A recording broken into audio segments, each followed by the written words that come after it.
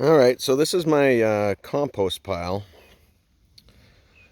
The ends are fairly new, or the middle is what I'm going to be using. But what it is it's bedding from a horse stable and manure from the horse. I got some chicken manure in here with some sawdust shavings in there. Also got leaves that fall off, weeds. I've got grass clippings in there. Branches to help it get aerated. But I'm going to mix this up with some topsoil and also some granite dust, and then get some plants potted.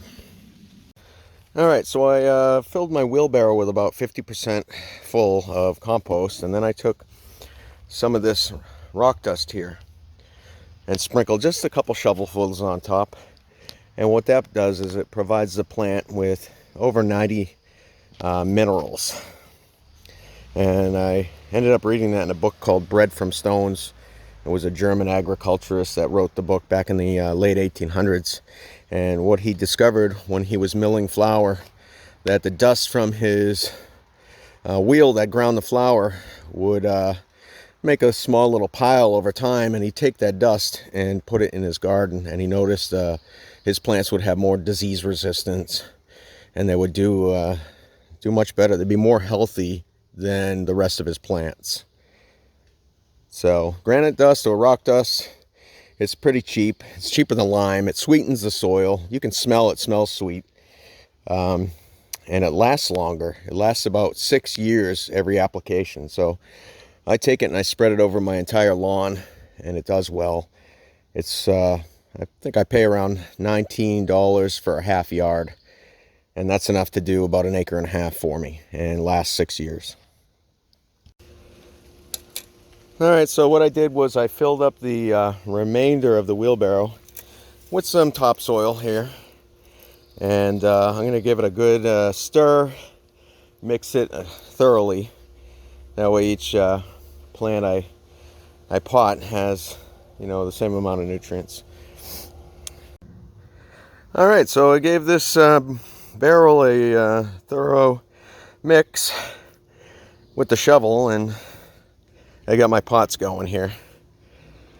So next step is going to be soaking the plants itself in, I use fish emulsion, which prevents the plant from being shocked from transplant, and it's filled with nutrients.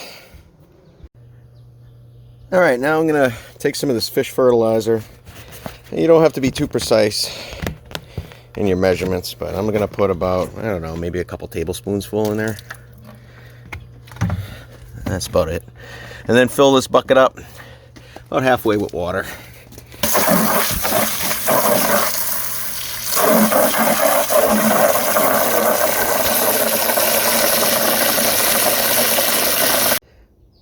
Alright, I'm up in my greenhouse, and here's one of the little tomatoes I started from seed. This one, maybe a month ago. But you just take the whole thing and get the leaves and everything. Throw it right in that fish emulsion. The leaves will suck it in through the leaves, through the stem, everything. And it'll help prevent transplant shock. You can let it sit there for a couple minutes. It's not going to hurt it. Alright, now that my tomato's been soaking, I dug a hole in there. And then I added about heaping tablespoon of each of these. Epsom salt, and what that is magnesium. And it helps the plant absorb calcium, which prevents blossom end rot. And then I put in some gypsum, which is calcium for the plant. About a heaping tablespoon of each of these. Blood meal, which is a nitrogen. And then some bone meal. So I got it in the hole there. I'm just going to give it, stir it around, mix it around in there. That way it's not directly on the roots.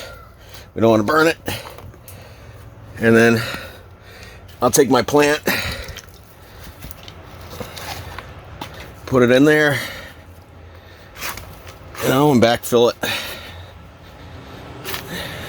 And it's going to be nice and happy. And that's about it. Sometimes I add in, I have chicken, so sometimes I find old eggs sitting around underneath the shavings, and I'll take the whole egg, I'll dig a hole, I'll put the whole egg in the hole next to the plant, and I'll break it up with a stick and cover it with soil. And the shell is filled with calcium, and you'll see at the end of the season when you dig up the plant that the roots are growing all through that eggshell, and it just helps give them some more nutrients.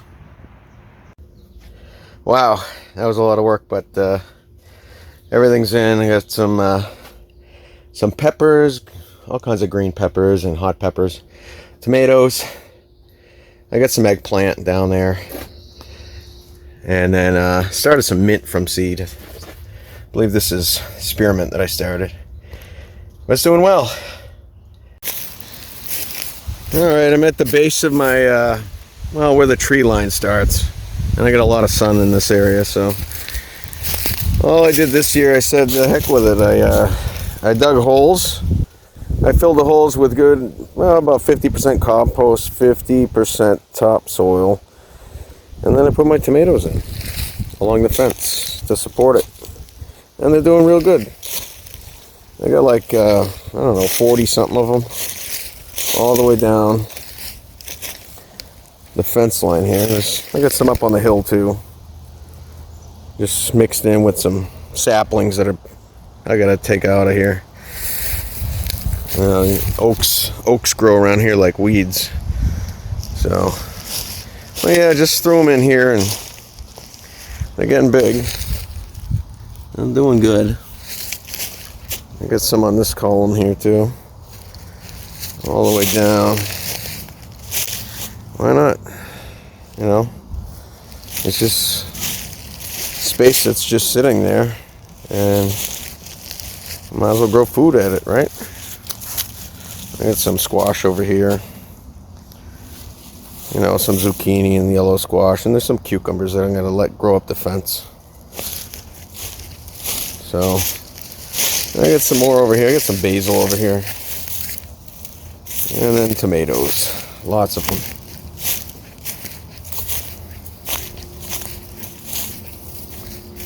There's a tomato every 3.5, 4 feet, something like that.